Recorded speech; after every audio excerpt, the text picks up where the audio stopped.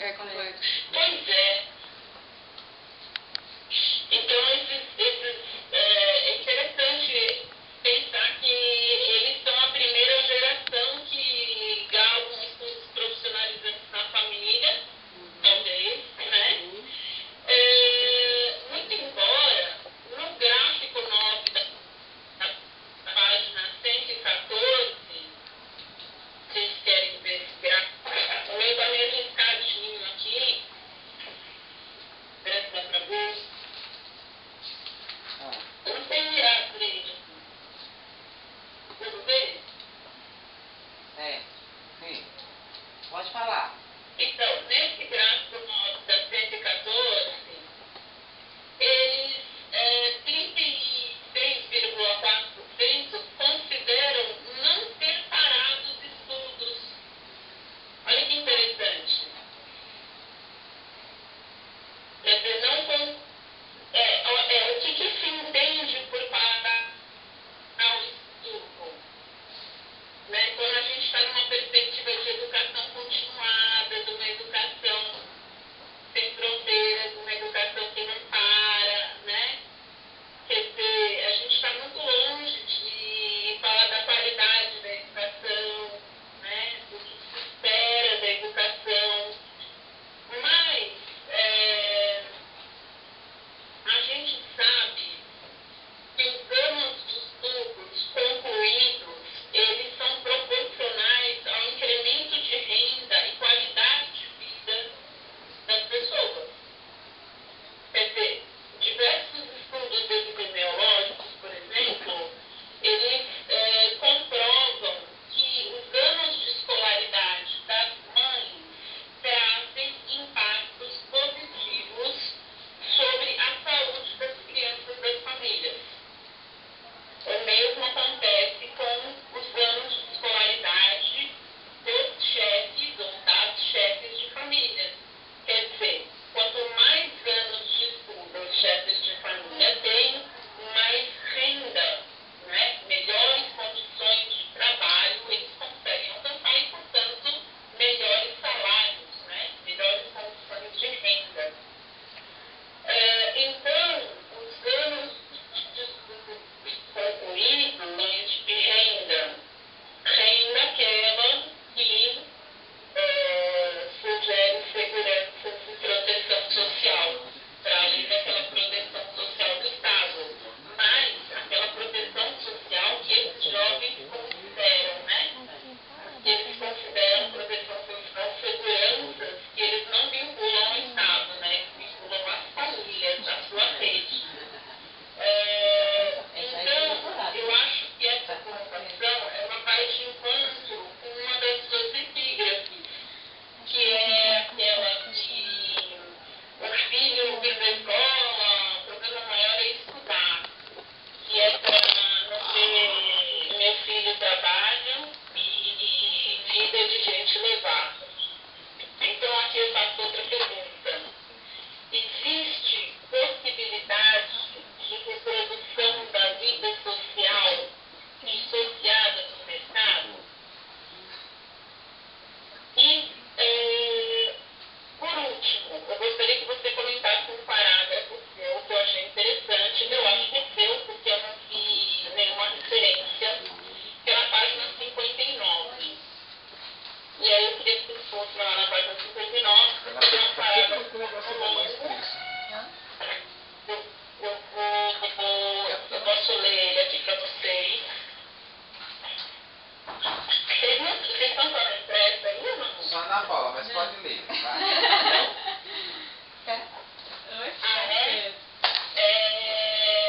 Bom, eu posso colocar aqui, ó.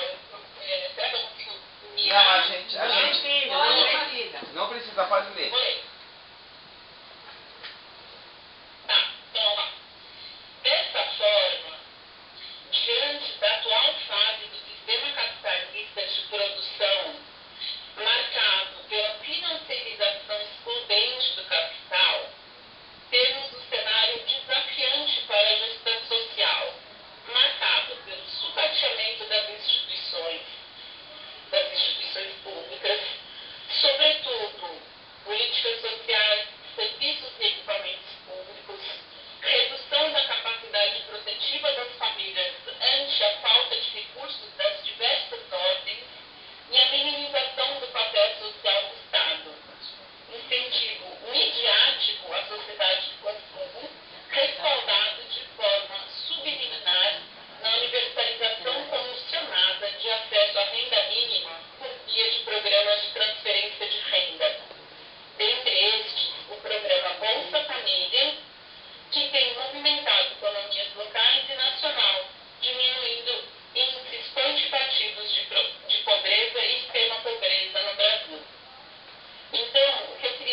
partir desse parágrafo que você coloca, é qual a sua opinião sobre os programas de transferência de renda e, em especial, sobre o programa Bolsa Permanência?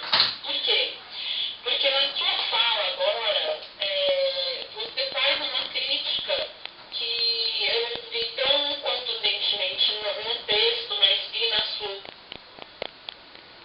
expressão, reduzir a proteções a uma bolsa pura e simples, porque não é só isso do que esses jovens precisam para sua permanência ou para sua fixação, tudo bem que eles estipulou o ingresso deles nos programas,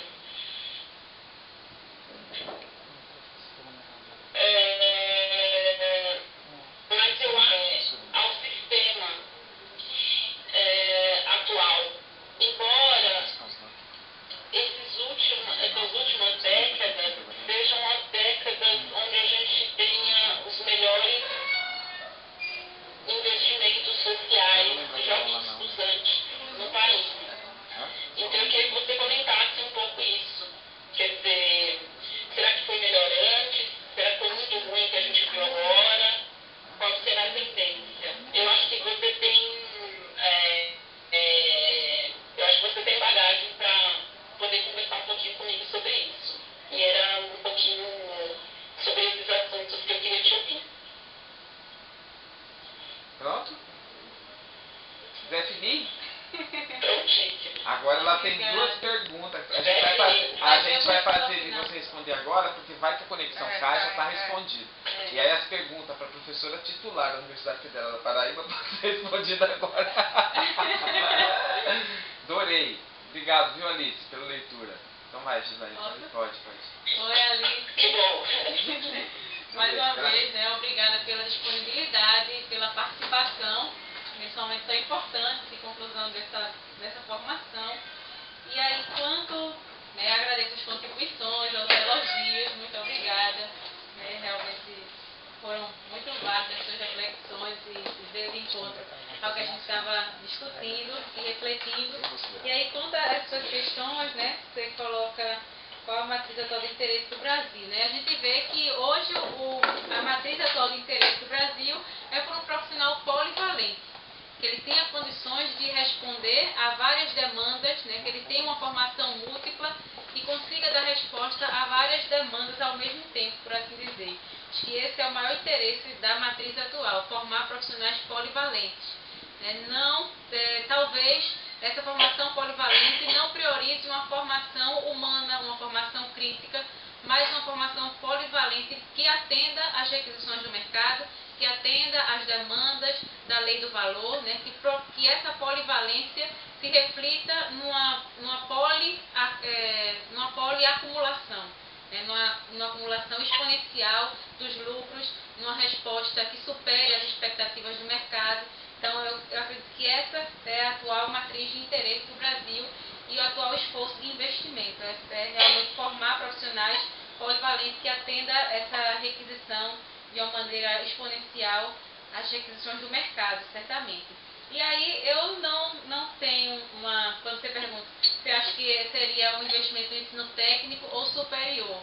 Aí eu não digo que seria uma formação, um investimento focado ou no técnico ou no superior. Não no sentido de escolha, mas no sentido complementar. Que essa formação, seja ela técnica ou superior, ela agregue a formação humana, a formação crítica, à formação profissional. Seja ela numa forma de ensino superior ou de ensino técnico.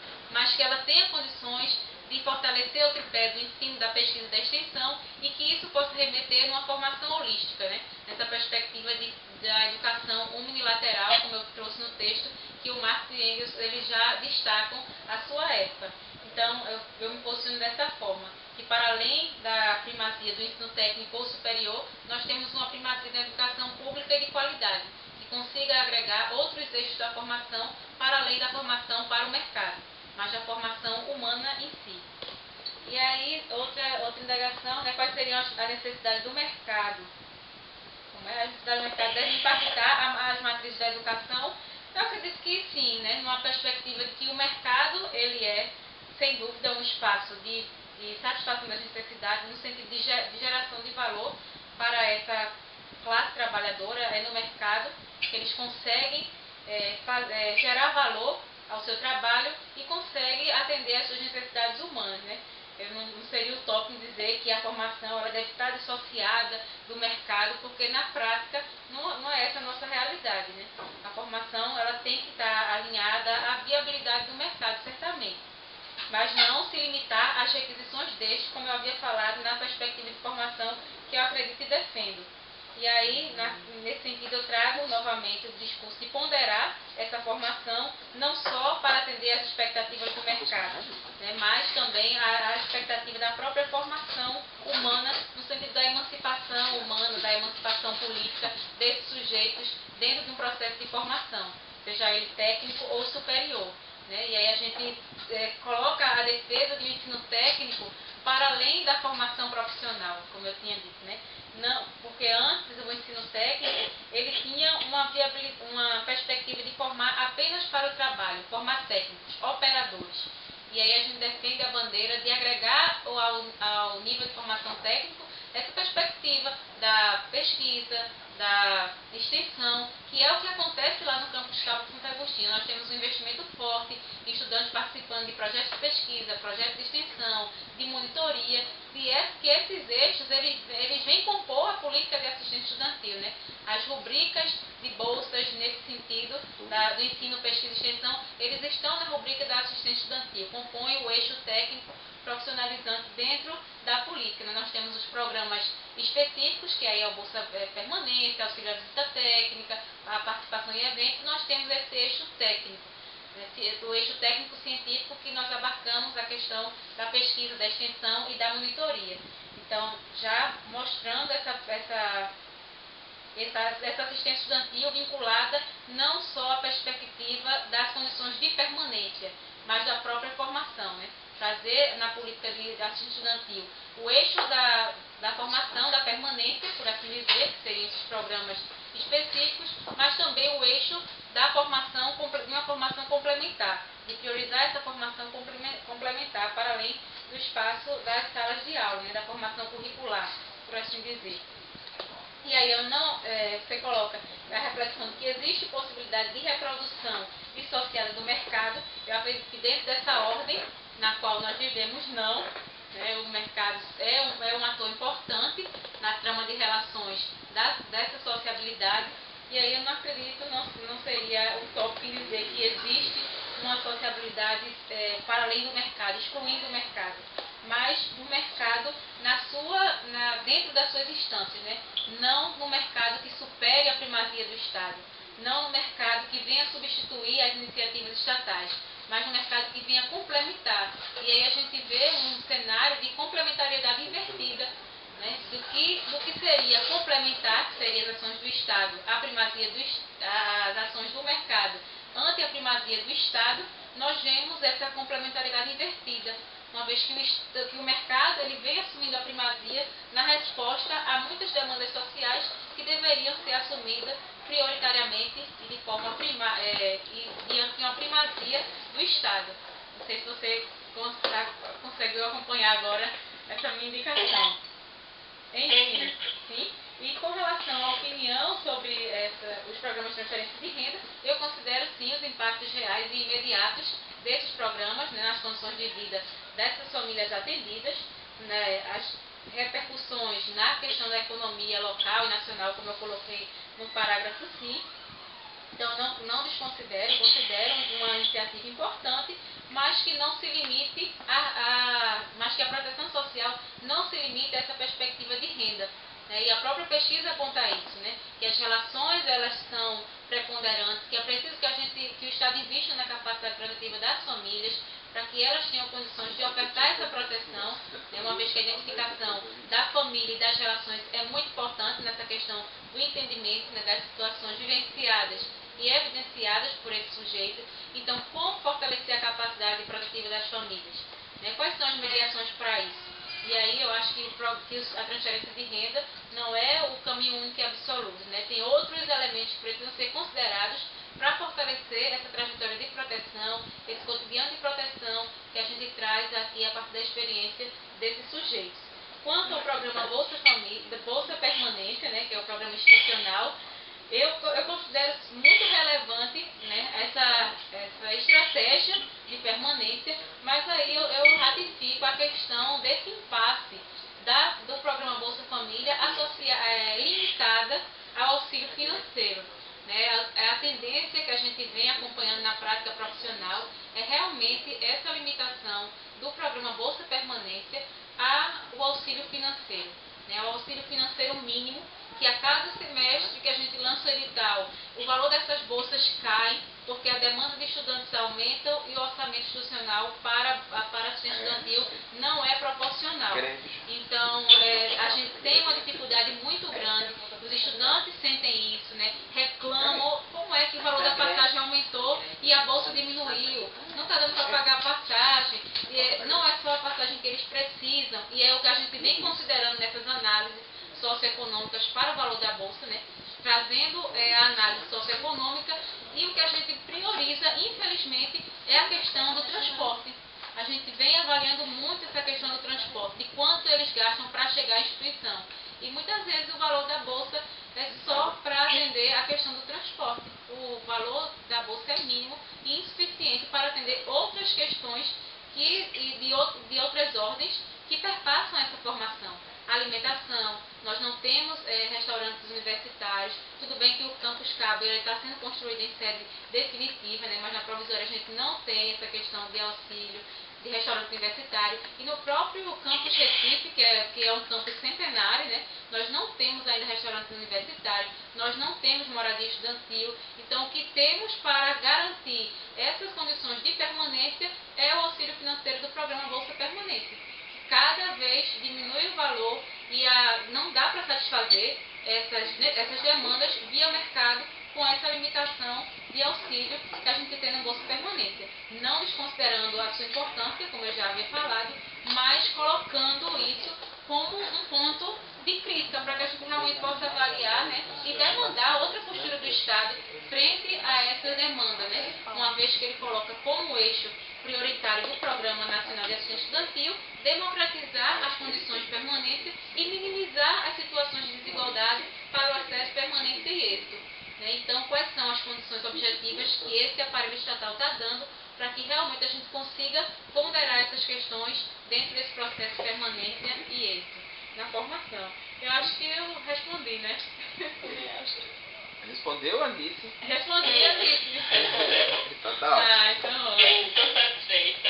Então agora eu vou passar a palavra para a professora Ana Paula Salles Miranda, e eu vou tirar a Ana Paula, porque aí a gente não precisa ver nada, só aqui. Obrigada. Tá vendo? Ana, referente. Tu se importa se eu filmar? Não. Ah, parei, tem que parar aí, né? Tá vendo, Ana Paula? Tá vendo. Dá pra ver, que eu estou me vendo. Que isso? Quem tá gritando? Ah, menino, pega esse trem aí, ó. Isso aí, tira, que não vai mais escutar ali agora. Eu acho que vai ficar melhor se tu se virar daí, Ricardo. Ah, mas já é uma gambiarra tão grande. Aí já tá aparecendo até a mesa aqui. Tá? Tá aparecendo você, Ana? Baixo. Ah, então. Tá aparecendo pra você? Tá. Ah, lá, tem que segurar. Ah,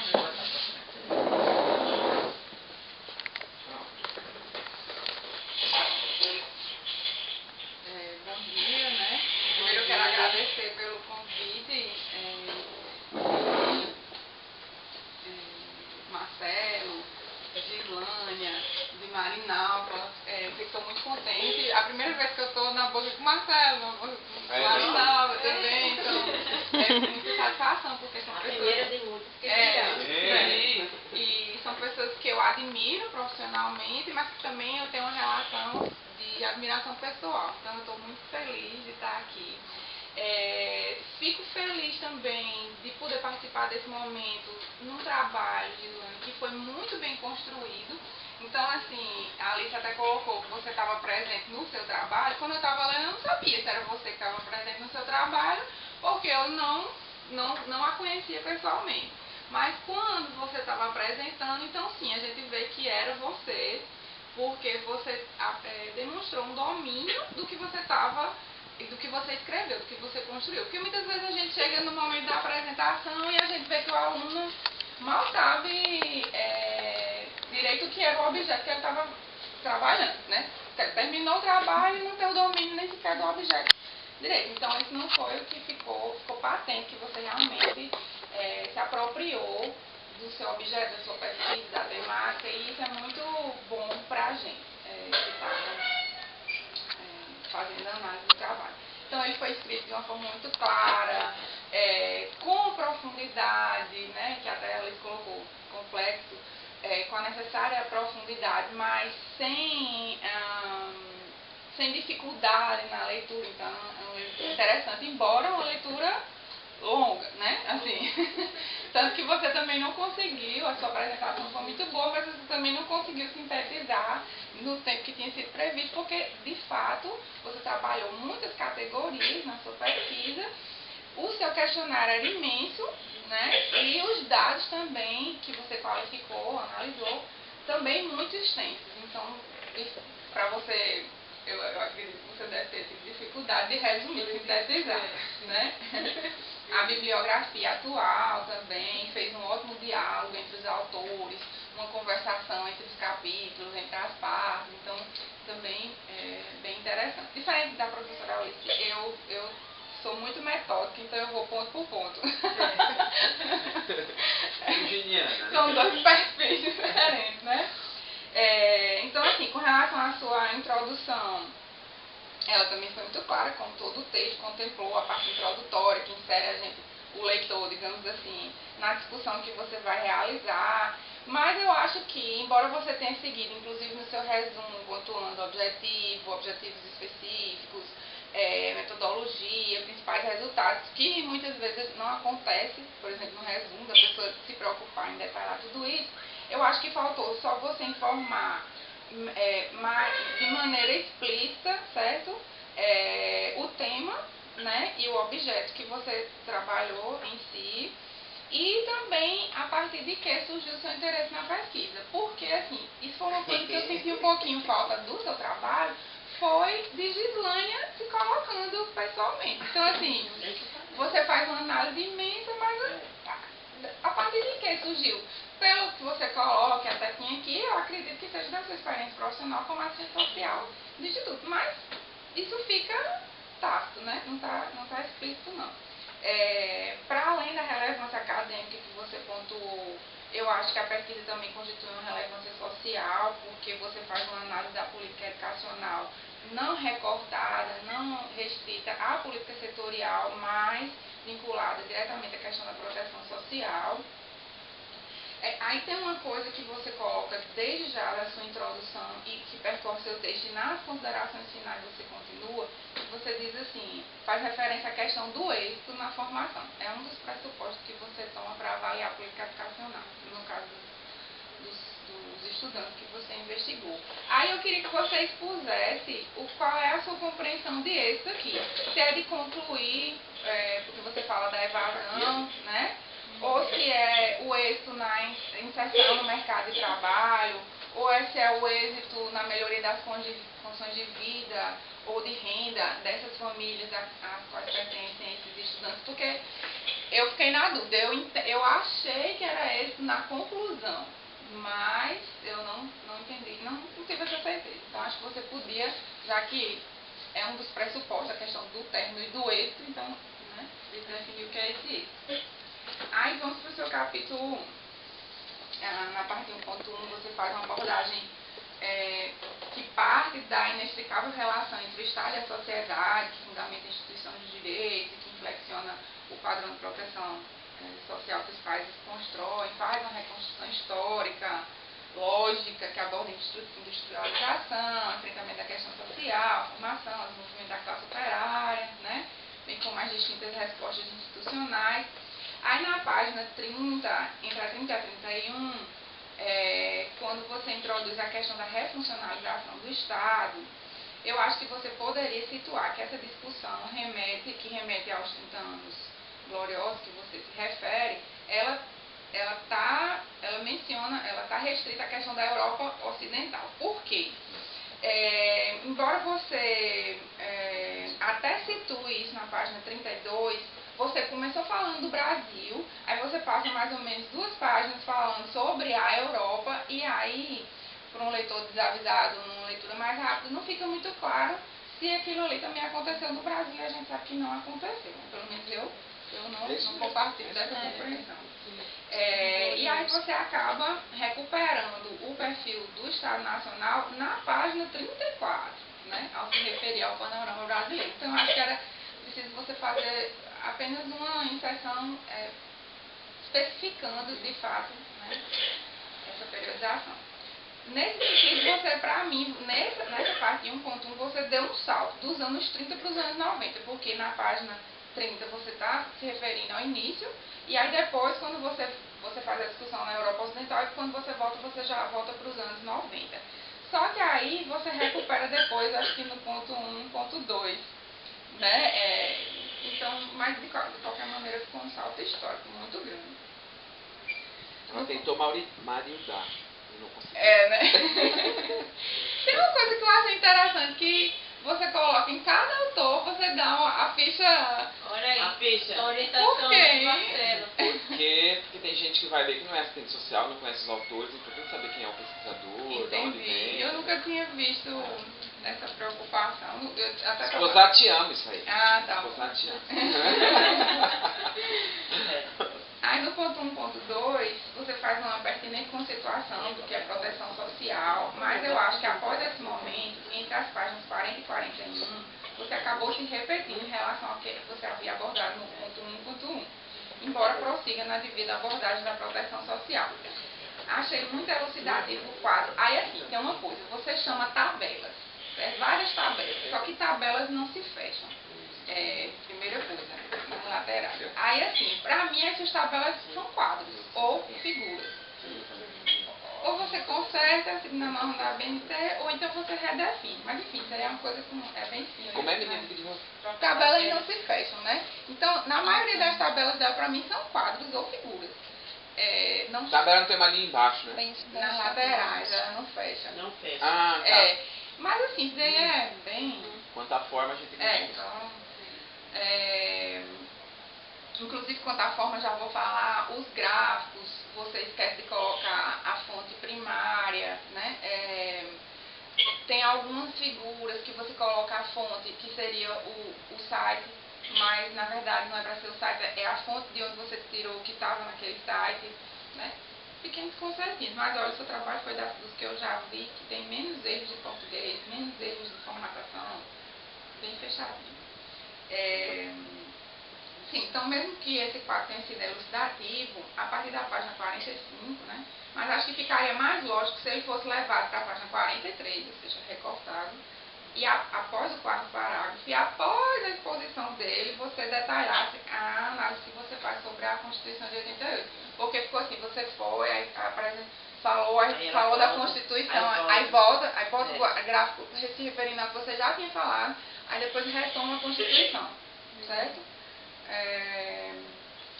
No ponto 1.3 você trabalha a montagem da seguridade, aponta as principais características, a hibridez, as ações regressivas que vem sofrendo, a mercantilização, a privatização. Acho que até caberia você fazer uma distinçãozinha entre a mercantilização e a privatização, porque são coisas diferentes, né? Mas eu senti falta, porque quando você escreve muito e se apropria, aí a gente quer mais, né?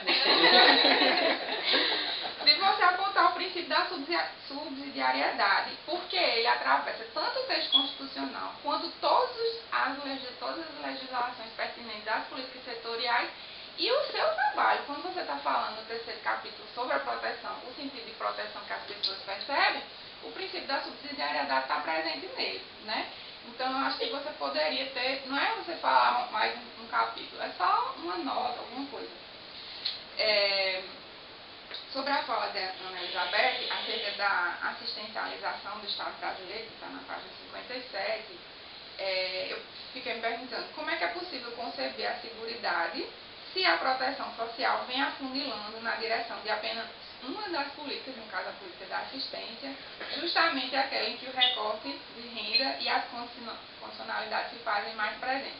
Então, como o seu trabalho vai ser sobre a proteção, de que proteção nós estamos de fato falando, né? Se ela vem fugindo à lógica da seguridade como direito de cidadania e se restringindo a uma política de transferência de renda, quase que exclusivamente. Né? Se a gente entende que a política de saúde vem cada vez sofrendo mais a mercantilização e a privatização, as duas, né? E que a política de previdência social já é uma política contributiva, né? Em termos gerais. Nesse sentido, nesse cenário, é plausível nós falarmos em redução real das desigualdades, que seria a pretensão, ou seria mais adequado nós pensarmos em uma naturalização da desigualdade e na metamorfose do trabalhador em pobre, como diz o professor Francisco de Oliveira, né? Em relação ao ponto 1.4, sobre a configuração das políticas que compõem a Seguridade Social, você aponta a necessidade, na página 64, de desmistificar a esta dicotomia e defender a complementariedade entre elas. Aí eu pontuei assim, que eu acho que não é apenas uma questão de desmistificação, inclusive pelo que você mesmo apontou ao longo do seu trabalho, porque mistificar me parece algo mais no plano ideal do que em relação às diferenças concretas. Então, assim, você diz isso, mas o seu trabalho todinho diz que não é só uma questão de mistificar. Eu acho que fica simplificado demais. Você se referir só a uma questão de desmistificar. Aí vamos para o capítulo 2.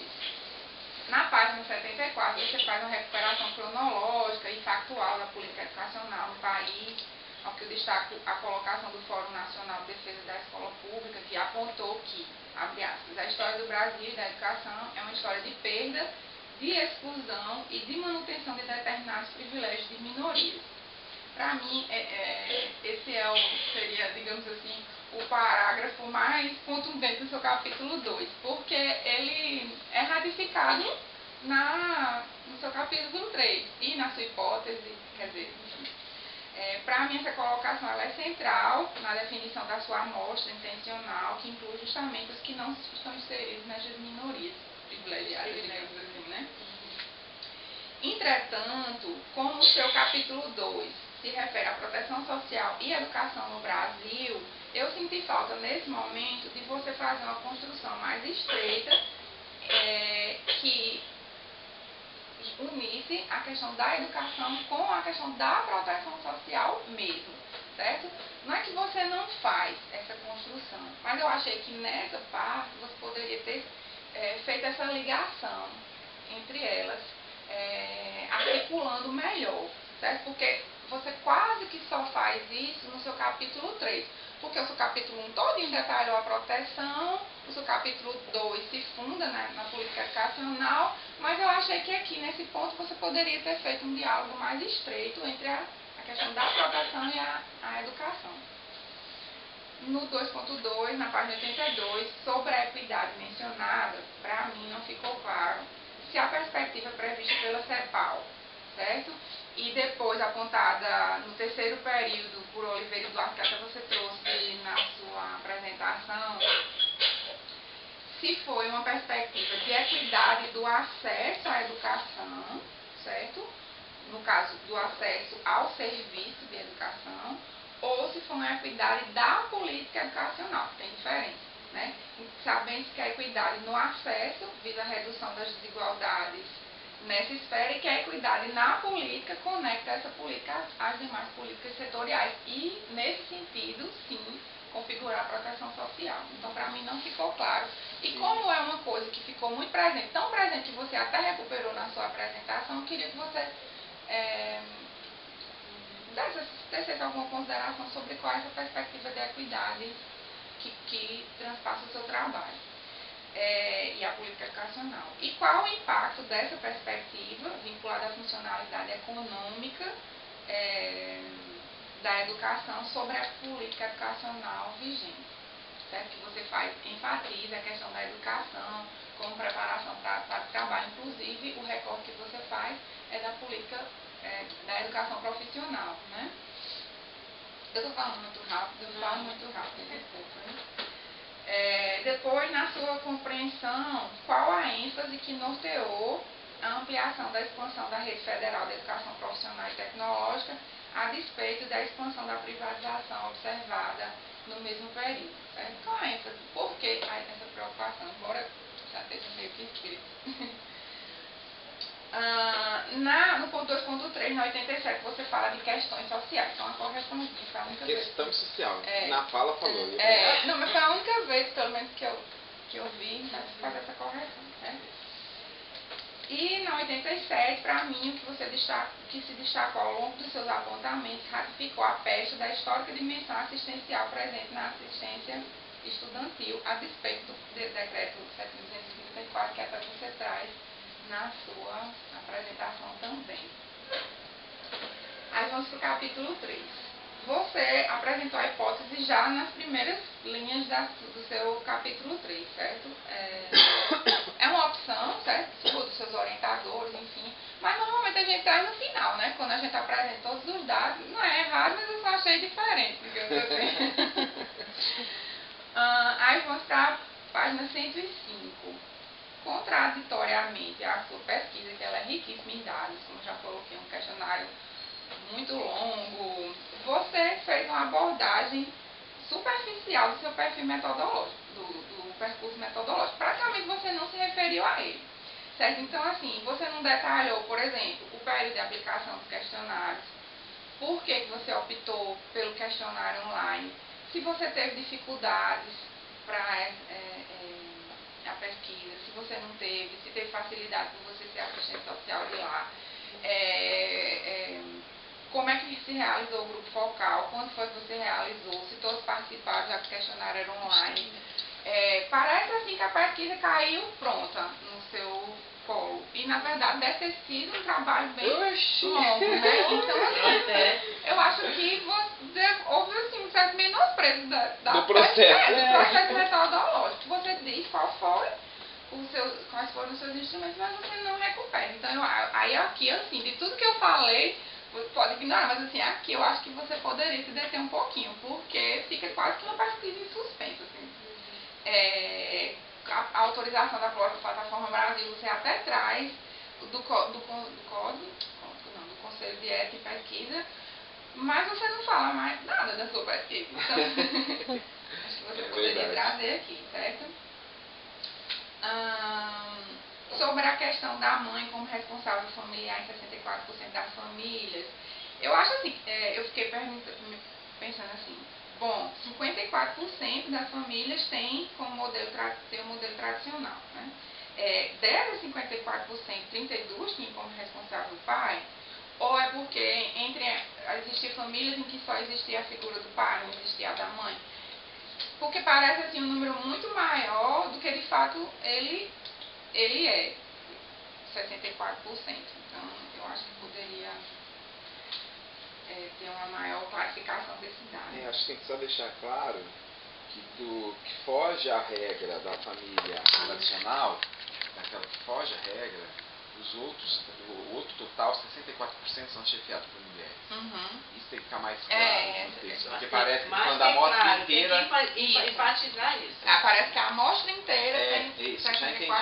Mas né? tem até onde está escrito assim, então...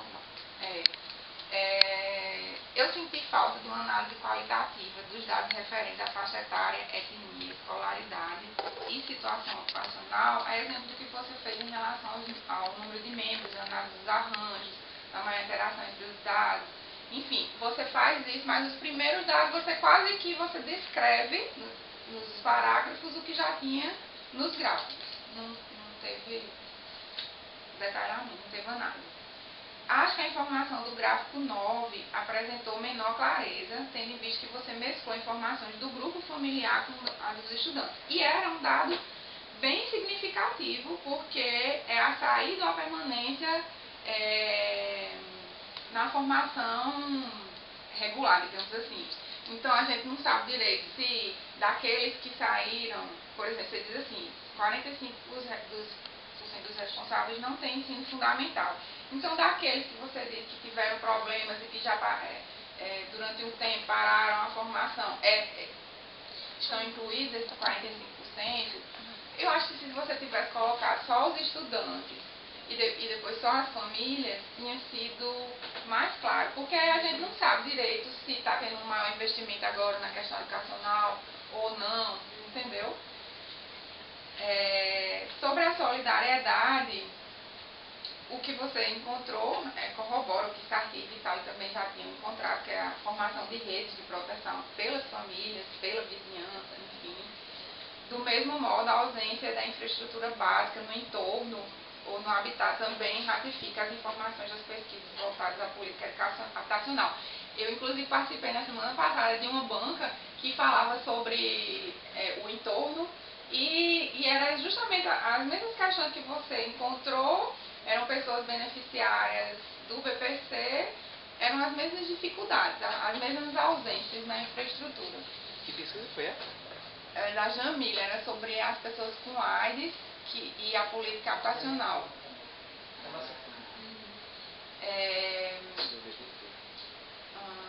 Na página 103, você aponta que o acesso à educação profissional representa uma oportunidade de ascensão socioeconômica para os filhos da classe trabalhadora. Nesse sentido, eu pergunto a você, como o trabalho vinculado à necessidade de subsistência impacta a autorrepresentação da classe trabalhadora e a sua percepção da educação?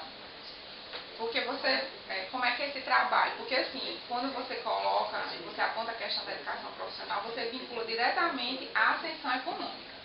Né? Então, como, nesse sentido de vinculação direta da necessidade de subsistência, vem impactando a representação, a autorrepresentação como classe trabalhadora e a sua percepção da educação. A educação se coloca como algo fundamental ou como um trajeto necessário para o mercado de trabalho tão somente? Porque você falou da educação, você usa Marx e Engels, mas eu não percebi essa percepção junto aos seus entrevistados. Ou seja, a minha compreensão foi equivocada. Na tabela 5, eu queria saber qual a porcentagem dos dados. Você até trouxe aqui, novamente, na sua apresentação, o que eles consideram como proteção e a desproteção. Mas aí a gente não sabe o quão relevante cada ponto daqueles foi. Pode ter uma opção, mas, enfim, ficou muito boa, porque a gente vê que a compreensão foi clara. O que eles acham que é positivo e o que eles acham que não se contrapõe. Mas, enfim, como é uma tabela... É que esse dado é um dado de score. Você elenca os 5 primeiros em uma ordem e depois só coloca os 5. Acho que tem que fazer é pegar qual o percentual de 1, qual o percentual de 2, qual o percentual de 3, qual o percentual de... Era isso que eu estava... Mas que é fácil. Era isso que eu fiquei sem falta. Qual é o degradê? É isso. Que aí, como você colocou, eu fiquei sem saber se de fato aquele que apareceu primeiro era o que era considerado mais relevante. Assim, a partir do que foi do mais relevante. Mas aí você não diz. Mas tem que apresentar agora o número relativo. Ao lado da informação, a gente coloca quantos por cento do total. Pronto, foi isso que eu senti falta. Mas isso é fácil. Bem facinho. Não, nada que eu trouxe aqui. É difícil. É difícil, só. E aí eu pergunto a você, na página 121, você fala sobre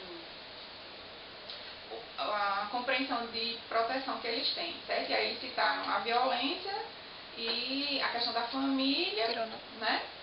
Aí eu pergunto a você, o que você depreende da ausência da citação das escolas como uma das formas de proteção e de presença do Estado nos bairros onde as pessoas residem ou nos bairros próximos? Porque você diz assim, no momento anterior, que todos, 100% da sua amostra, tinham escolas próximas às suas residências ou nos bairros circunvizinhos, então essa não foi uma dificuldade, digamos assim, de acessar a educação. Mas, no mesmo sentido, ninguém citou a educação ou a presença das escolas como uma presença do Estado no sentido protetivo, certo? Então, eu como o seu eixo norteador é a proteção vinculada à educação, eu queria que você me dissesse o que você entende dessa ausência nas falas dos seus entrevistados. Depois, na página 122, uma outra questão que me chamou a atenção foi a não percepção mais ampla da educação, quando foram citadas as possíveis razões para o problema da educação pública, quase que restringindo as lacunas da educação ao professor.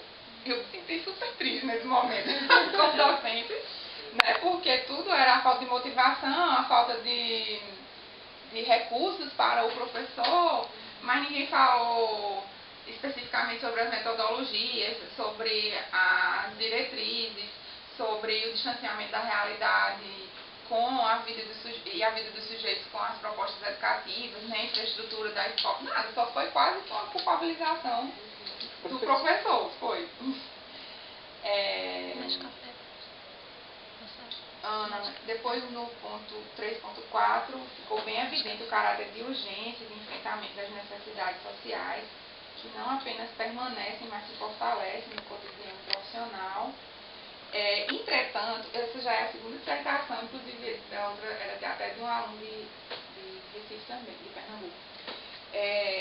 Eu achei bem interessante o que você escreveu sobre o trabalho da ciência social e tudo, mas eu pessoalmente achei que aquele tópico ficou completamente desvinculado de tudo na sua pesquisa. Digamos, ele não tinha diálogo com nada da sua pesquisa, estava até incluído entre um dos seus objetivos. Mas veja bem, você não falou da ciência social na política educacional, anteriormente, na questão da proteção, nada. Aí chega naquele último ponto, você escreve muito bem. Mas ele não teve conexão. Então, assim, eu achei que forçou. Eu achei assim que era uma vontade muito grande sua, como assistente social, de colocar a importância do trabalho e as dificuldades do trabalho na política educacional e mesmo na assistência estudantil, mas eu achei que ele estava desconectado do seu trabalho, certo? Mas, enfim. Nas suas considerações finais, você fez uma síntese muito apropriada do trabalho, demonstrou domínio do que você construiu, exemplo do que você fez agora. Mas eu senti falta, nas páginas 153 e 154, você coloca uns pontos. E eu acho que você podia colocar aqueles pontos diretamente vinculados aos seus objetivos específicos.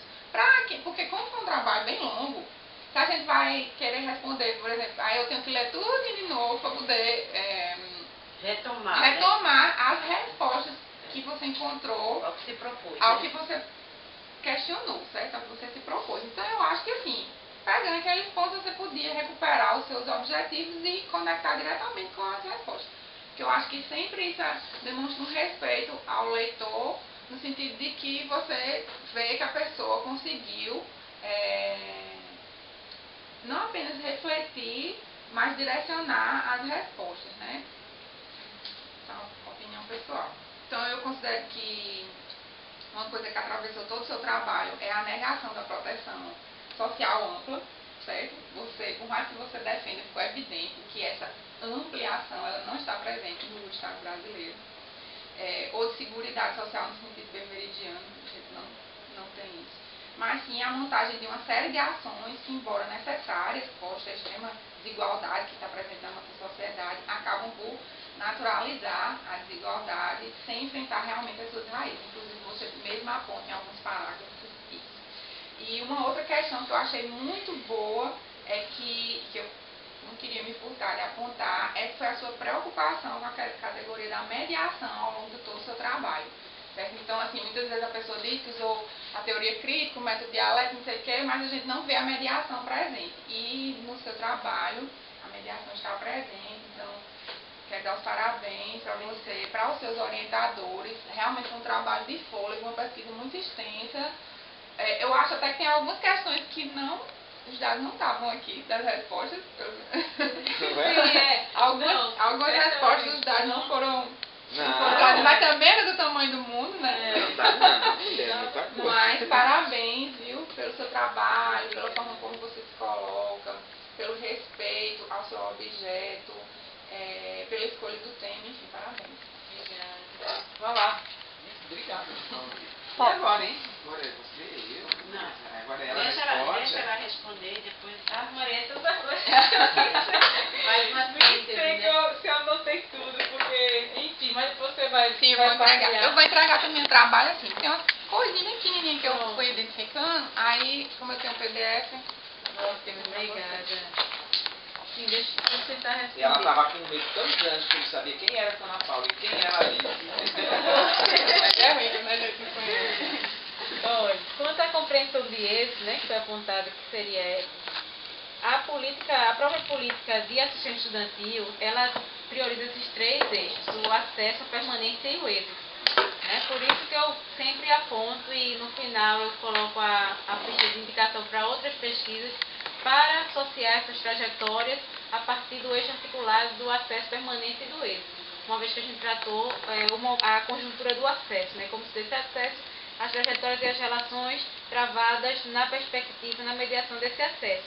E aí a gente ainda não conseguiu fazer essa avaliação do êxito. E o que eu entendo por êxito é a questão da motivação e dos resultados.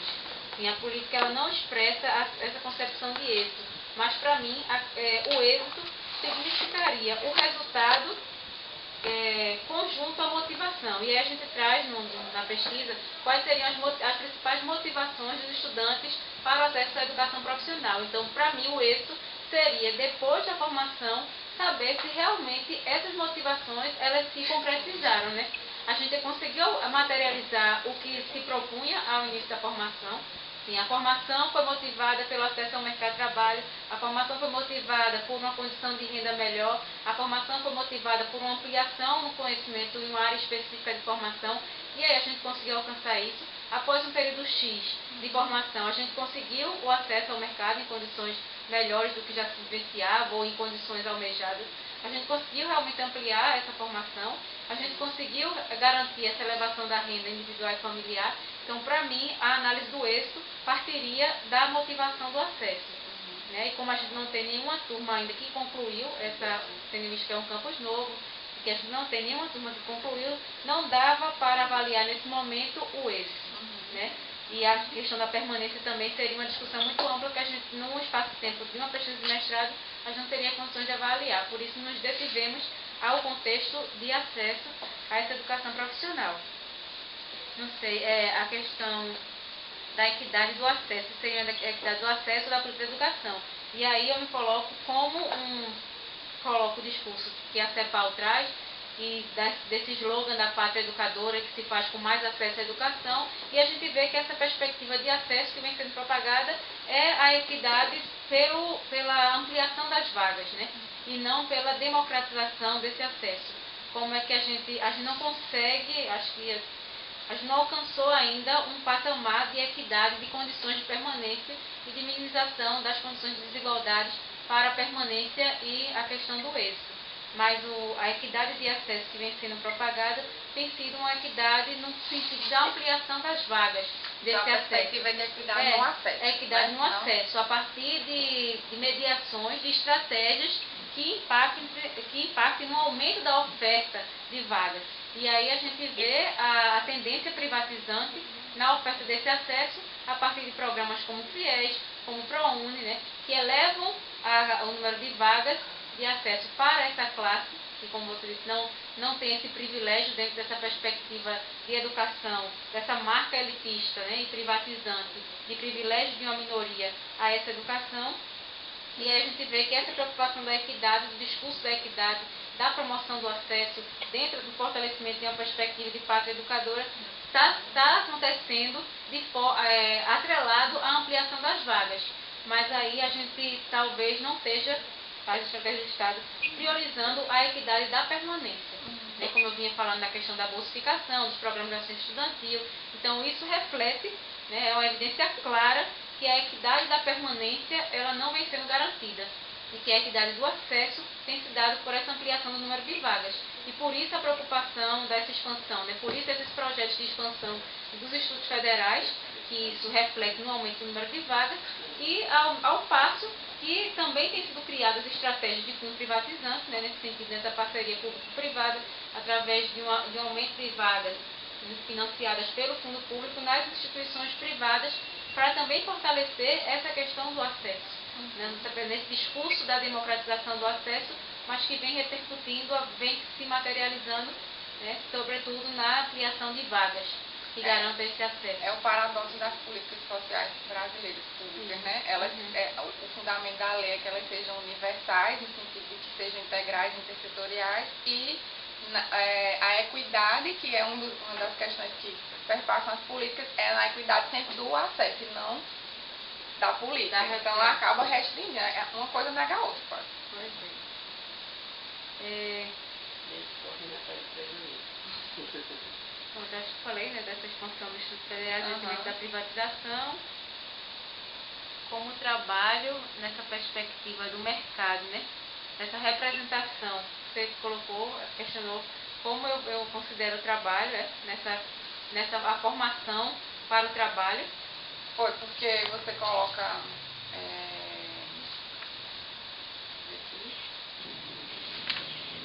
assim, a educação representa uma oportunidade de ascensão econômica. Então, como é que, nesse sentido, como é que isso impacta sobre a autorrepresentação como classe, né? E a percepção de educação que eles têm. Quando eu coloco isso, é a partir do resultado da própria amostra, da análise da própria amostra, que o ideário da formação vem sendo atrelado às expectativas, a motivação da formação profissional vem sendo motivada por esse acesso com qualidade ao mercado de trabalho, né? Então, quando você coloca que eles não conseguem identificar as escolas como um aparelho de proteção social, a gente identifica essa fragilidade da concepção de proteção social ampliada e do significado dos vários espaços na garantia dessa proteção. Né? E a preocupação muito mais, eu acredito que dentro do contexto de limitação de renda, de limitação de acesso a políticas públicas, o que eles querem, o que eles almejam é um padrão de vida melhor, e esse padrão de vida melhor, eles vêm, acho que pelo discurso, né, conservador, de individualização em massa, de que o indivíduo ele precisa, a questão do discurso do aprender a aprender, ele precisa aprender a aprender, ele precisa se capacitar, a responsabilidade dele, né, conseguir um espaço no mercado de trabalho, eles vinculam a educação como essa ponte. Né, não a educação no sentido de uma formação para a emancipação humana, para a emancipação política. E aí a fragilidade dessa formação, quando eu coloquei para a Alice, né, quando ela perguntava, deveria priorizar a educação técnica ou superior. E aí eu coloco que deveria ser priorizada uma formação crítica, uma formação humana, né, uma formação no sentido totalizante. Não, a educação ela precisa ser disseminada nessa perspectiva crítica, né, ela precisa ter essa base, não se limitar a uma formação curricular de adquirir habilidades, de adquirir uma nota no componente curricular X ou Y, mas que a gente possa fazer essa ponte do currículo com o cenário social, com o cenário político, e quais seriam as mediações disso para galgar uma outra condição de vida, uma estratégia de emancipação humana, uma formação que possa dar capacidade não só para o mercado de trabalho, mas seu próprio reconhecimento enquanto trabalhador, e quais as suas demandas, e de quem é a responsabilidade por aquelas demandas, né? Não privatizá-las e individualizá-las no sentido que você deve se capacitar e você que deve conquistar essa vaga no mercado de trabalho, diante de um mercado de trabalho fragilizado, de incertezas, de instabilidade e de número cada vez mais reduzido de postos de trabalho.